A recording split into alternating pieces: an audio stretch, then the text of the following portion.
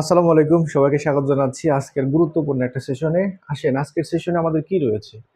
আমাদের এখানে রয়েছে হচ্ছে যে বারবার রিপিট হওয়া গণিতের সমাধান। ঠিক আছে, এগুলো নর্মালি 11 থেকে 20তম গ্রেডে লিখিত পরীক্ষায় আসে, মাঝে মাঝে পিলিতেও আসে।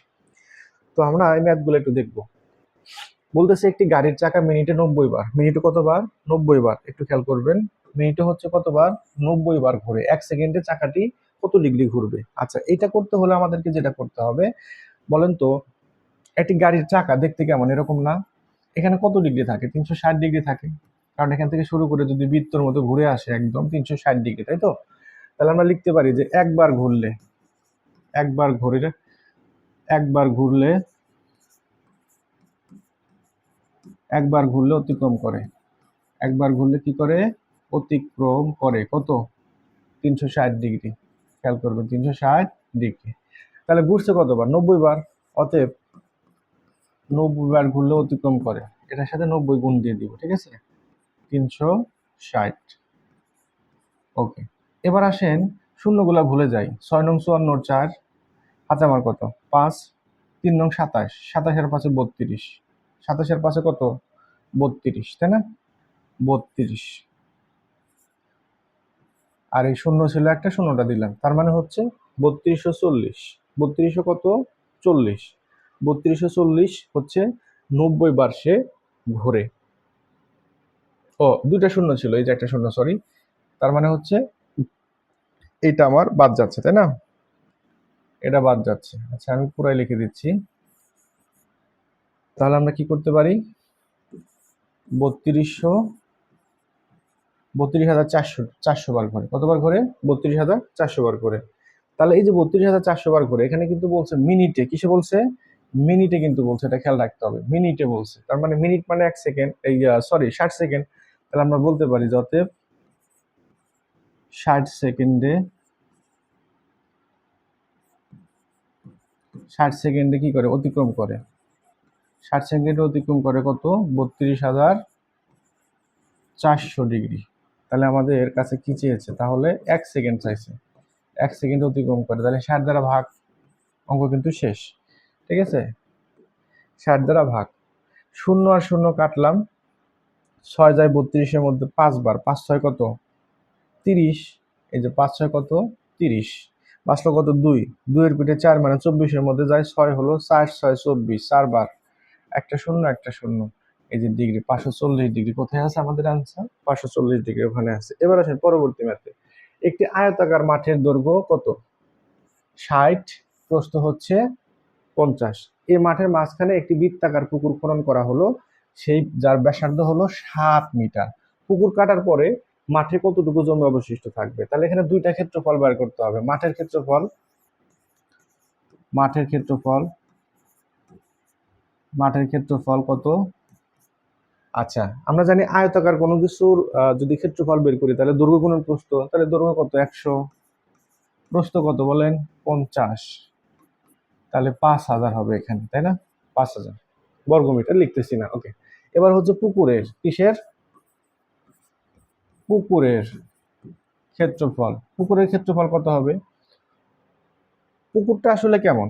পুকুরটা হচ্ছে বৃত্তাকার পুকুর, এটা একটু খেয়াল রাখতে হবে। মনে করেন এখানে একটা পুকুর করছে, বৃত্তাকার পুকুর। ঠিক আছে, তাহলে বৃত্তের ক্ষেত্রফল সূত্রটা বসাবো, মানে পাই আর স্কোয়ার। আচ্ছা, পায়ের মান কত? 22/7। আমরা 3.1416 আনবো না এখানে। ঠিক আছে, 22/7 দিয়ে করবো। আর এর মান কত? 7। তার উপরে আছে হলো স্কোয়ার। তাহলে 22/7 গুণন 7 7 কত? 49। 7 7 কত? 49, কাটলে হয় 7। 7 দ্বিগুণা 14, 4, হাতে আমার কত? 1। 7 দুগুণা 14, আর 1 15, তার মানে হলো 154। পুকুরের দৈর্ঘ্য কত বের হয়েছে আমার? 154। এবার হচ্ছে খেলা, খেয়াল করবেন, সেটা হচ্ছে কি? 5000 হচ্ছে আমার কিসের দৈর্ঘ্য? মাঠের ক্ষেত্রফল, দৈর্ঘ্য বলছি, সরি। আর পুকুরের ক্ষেত্রফল কত? 154। এই দুটো ডিফারেন্সটাই হবে আমার কি? অতএব অবশিষ্ট জমি, অবশিষ্ট জমি বলছে না, অবশিষ্ট জমি থাকবে কতটুকু? তাহলে 5000 ভাগ কত? 154, আমাদের উত্তর চলে আসবে। 10 থেকে 4 গেলে 6, হাতে আমার 1, 5 আর 1 6, 10 থেকে 6 গেলে 4, হাতে আমার 1, 1 1 2, 10 থেকে যদি 2 যায় থাকে হলো 8, হাতে আমার 1 আর এখানে হলো 4। 48 ও 46 কোথায় আছে? 48 ও 46 আছে হচ্ছে আমাদের এই যে ক নাম্বারে।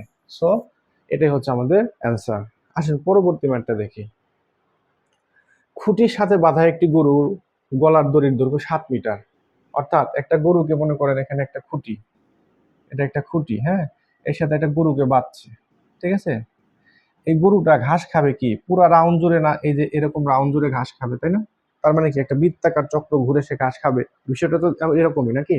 ওকে, তাহলে 7 মিটার, দড়ির দৈর্ঘ্য 7 মিটার হলে, দড়ি 7 মিটার হলে ক্ষেত্রফল, একটু খেয়াল করবেন, শর্টকাটে লিখতেছি ক্ষেত্রফল, যেহেতু এটা বৃত্ত তাহলে এটা পাই আর স্কোয়ার হবে, কি হবে? পাই আর স্কোয়ার হবে, অর্থাৎ পাই আর স্কোয়ার। পায়ের মান কত? আমরা জানি এখানে 22/7 ইউজ করব, গুণন 7 স্কোয়ার, ঠিক আছে। তাহলে 22/7 গুণন 7 7 কত? 49। কাটলে এখানে হবে কত? 7। 7 দিয়ে 22কে গুণ করলে কত হবে? 154।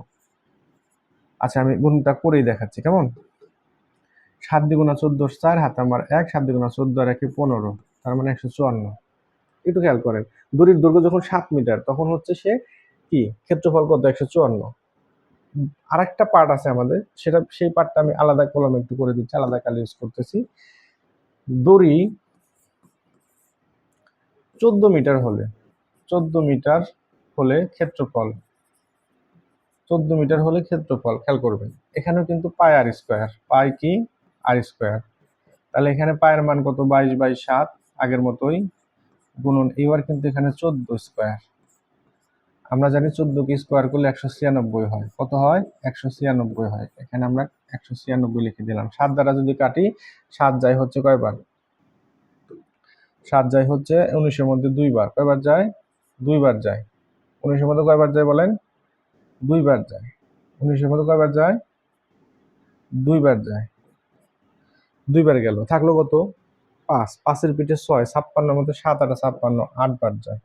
তাহলে আমরা গুণ দিব কি? 22 গুণ 28। 22 আর 28কে গুণ করে ফেলে আসেন। 22 আর 28কে গুণ করলে কি হবে? গুণটা আমি এখানে করি, একটু খেয়াল করেন। 28 গুণ কত? 22। আচ্ছা দেখেন উপরে আছে 28, একবারে গুণ করা যায়, একবারে কিন্তু গুণ করা যায়। 28 দ্বিগুণে কত? 56। এই যে 56 লিখে ফেললাম, এক ঘর কাটা, আবারও 56, এই যে 56। 6, 5 6 11-এর 1, হাতে আমার কত? 1, 5 আর 1 6, তার মানে কি 616। 616 হচ্ছে কি যখন দড়িটার দৈর্ঘ্য 7 থেকে 14 করা হবে তখন সেটা হবে 616 বর্গমিটার জুড়ে সে ঘাস খেতে পারবে। তাহলে এখন আমাদের বলছে কি বলেন তো, পূর্বের চেয়ে কত বেশি? তাহলে অতএব আমরা লিখবো হলো অতএব বেশি ঘাস খেতে পারবে, বেশি ঘাস খেতে পারবে, খেতে বেশি ঘাস খেতে পারবে, খেয়াল করবেন। তাহলে এখানে আমাদের কত ছিল? 616, 616, আর যখন তার 7 মিটার দড়ি ছিল তখন হয়েছিল কত? 154, মাইনাস হচ্ছে 154। এবার বিয়োগ করি, 6 থেকে 4 গেলে 2, হাতে আমার কিছু নাই। 11 থেকে 6 গেলে 5 গেলে থাকে 6, হাতে আমার 1 1 2, 6 থেকে যদি আমার 2 যায় থাকে হলো 4, 462। কোথায় আছে 462? যে 462 আছে, ঠিক আছে। তো আমরা এটা প্রথম পার্ট, এটা লিখিত অঙ্ক, আমরা একটু আস্তে আস্তে করব, 3টা করে করব। তো এই পর্যন্ত আজকের ক্লাস রাখতেছি, দেখা হচ্ছে পরবর্তী পার্ট 2-তে। সবাই ভালো থাকবেন এবং আমাদের চ্যানেলটা, আমাদের পেজটা ডেফিনেটলি অবশ্যই লাইক কমেন্ট শেয়ার দিবেন। আল্লাহ হাফেজ।